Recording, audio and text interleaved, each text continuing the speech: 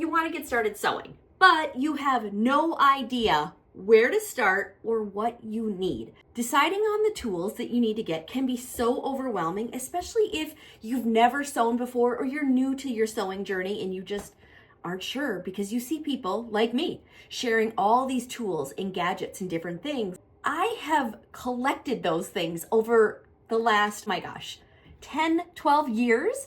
So I didn't have it all at once. And it's important to know that when you get started, you just need a few basic things to get you going. And then as you go through your sewing journey, you can get more as you want to. So I'm going to share with you my favorite tools. I've also created a shopping list for you to make this so easy and so simple. I'm going to link it below, and that way it's like a one-stop shop for you. You can order what you need, but everything is listed there for you to reference down the road as well. So let's get started with scissors. Sounds really basic, right? But you do need a really good pair of fabric cutting scissors. Now, the biggest thing is to have a pair of fabric scissors that is easily identifiable and separate from your other scissors. Because if you use your fabric scissors for cutting paper, cutting packages open, whatever the kids decide to grab your scissors and use them for, well, they're gonna get dull. And so I have a pair of just plain old Fiskars fabric scissors, but these are the ones that everybody tends to grab for whatever they might need. And so this is just my everyday scissors. Now for fabric cutting, I have these. The brand is Kai, K-A-I. I absolutely love these. They work great. I've had them for years. They're $16 and they have a purple handle. So they're easy to identify which ones are fabric scissors. And everybody knows, don't touch mom's purple scissors. Those are off limits. And I don't have to tie a ribbon on them. I don't have to put a padlock on them or anything else like that that's extreme to get people to not use my scissors. They just know, don't use the purple ones. So you need a regular pair of scissors. And if it's in your budget, it's helpful to have a little pair of snips for snipping threads. And again, you can get these little ones by Fiskars.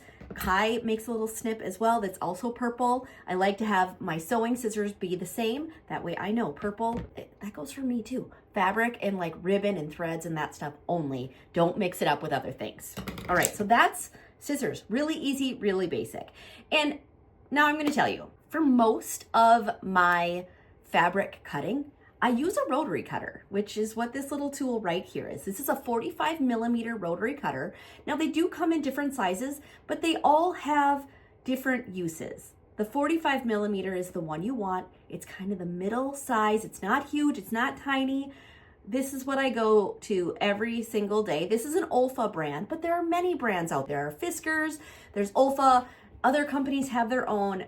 It's just a rotary cutter. You don't need anything fancy. And then you're gonna wanna get some replacement blades. Now keep in mind, this blade is sharp, so the guard is generally in the closed position like that. And to change the blade, it's actually really easy, very sharp, but this is the part that your blade goes onto. So you just simply take your new blade, you put it on there. Normally I would just do this on the counter instead of handling the blade this much, but I just want you to be able to see it.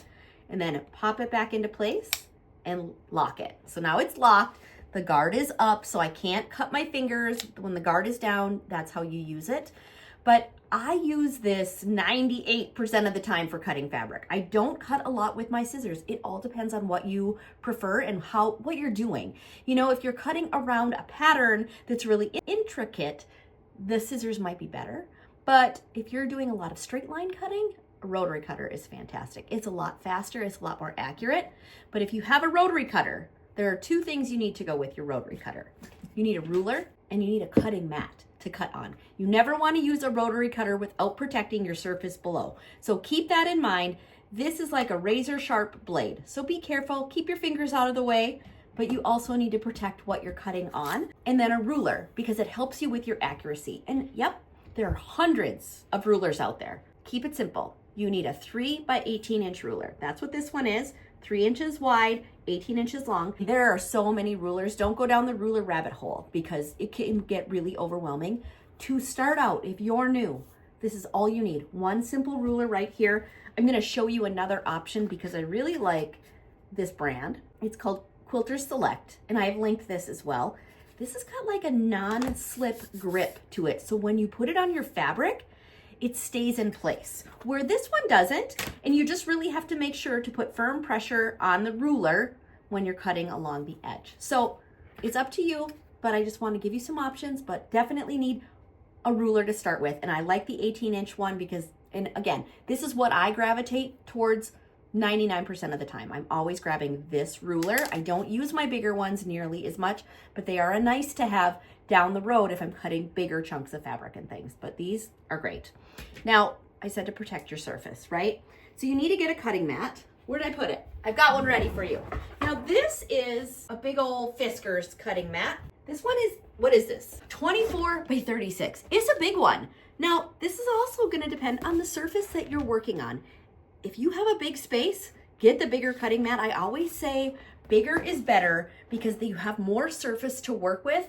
I've tried some of the smaller cutting mats and then I'm like cutting and my fabric is longer than the cutting mat, which you can adjust it, you can move it. You don't have to get something this huge, but if you can and you have the space, get the bigger one because you're gonna like it, you're gonna use it. And I just like it to protect my surface in general, even though I might not be utilizing the entire space for cutting, it's just kind of my workspace. And I love that. So that's the cutting mat. And this one, again, Fiskars.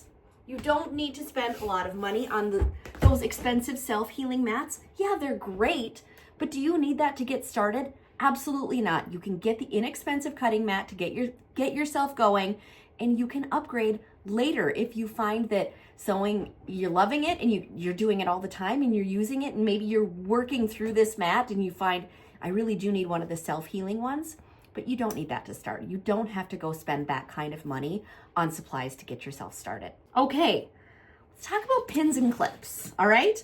So you just need some regular old sewing pins. This is just a magnetic pin bowl that they're in, but there's nothing fancy about these. They just have I like the ones with the little ball at the top because they're easier to see and they're easier to grab.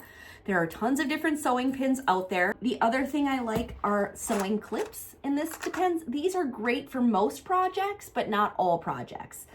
You know, you're gonna want, if you're sewing with leather, you wanna definitely use clips and not pins, but that's probably a topic for another day. If we're just getting started, chances are you're sewing with cotton, and these also work great. And I don't poke myself as much when I use these because I always poke myself when I'm using the pins. It's a hazard of the job. All right, so we've got pins and clips. Let's talk about thread.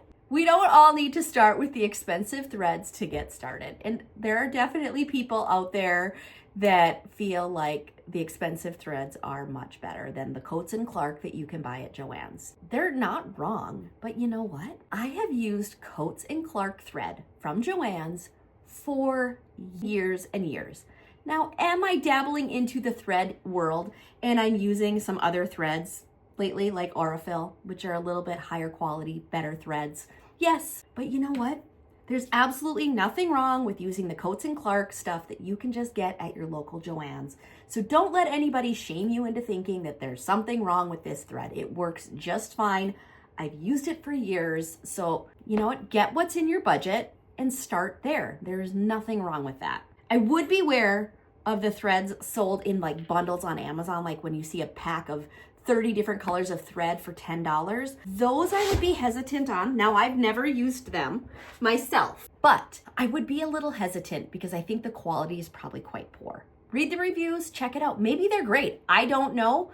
Do that at your own risk. I can't speak for it because I've never used it myself. But you know, we all start somewhere and we all start within our budget, and there's no shame in using the less expensive thread because it's fine. It will work. All right.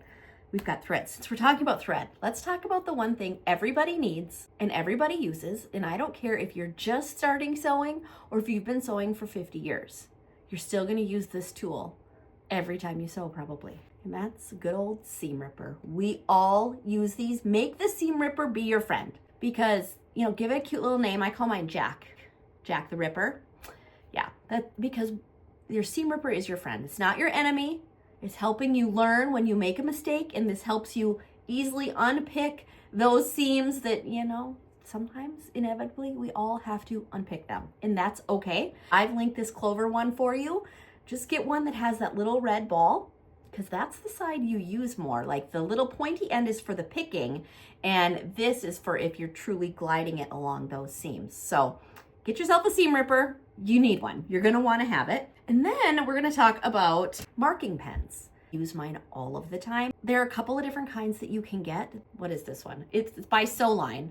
It's an air erasing. That's what I was looking for. It air erases, which means you can draw your lines, you can make your marks, and eventually the marks that you've made are going to fade just in the air. So now, if you're using this pen, the air erase, you want to make sure you're marking things that you're going to be sewing or utilizing your marks, pretty quickly, because they will disappear in the air. If you mark something and you leave it sit overnight and you come back to it in the morning, chances are your marks are going to be gone. So keep that in mind if you're using the air erase pen. Now, there's also water soluble pens like this one. This one is air and water soluble.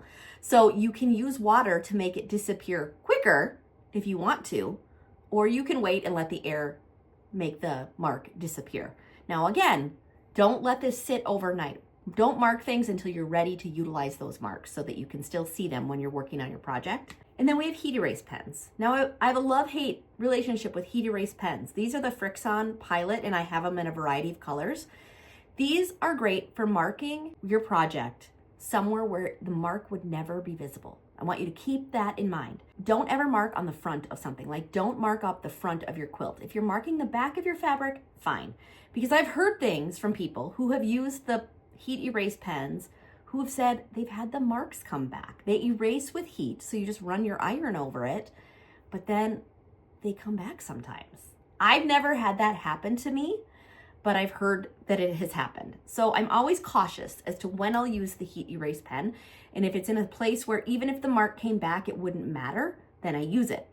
If it would matter, I don't use it. I go with either the air or the water. So that is marking pens. And then the only other thing I want to talk about a little bit, well, two things, is an iron. Chances are you probably have a household iron at home.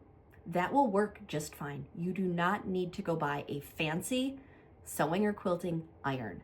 Now, down the road, you may decide, yeah, I want to have my own iron for my sewing projects. And when you're ready, you might want to upgrade to something, more for quilting and sewing, like the Olasew iron. I love my Olasew iron. It has the auto lift, so I never have to think about, accidentally leaving it down on my project. But that can all come later. Any iron that you have will work. And let's talk about sewing machines, because that is the biggest thing here, is you got to have a sewing machine if you're going to start sewing. And, there are so many different sewing machines out there. It can be very overwhelming when trying to decide what type of machine do you want to buy. And, I'm a fan of Janome and Juki machines because that's what I use. So I don't really want to advise you to buy this machine or that machine because I haven't used them before. So I would look at reviews.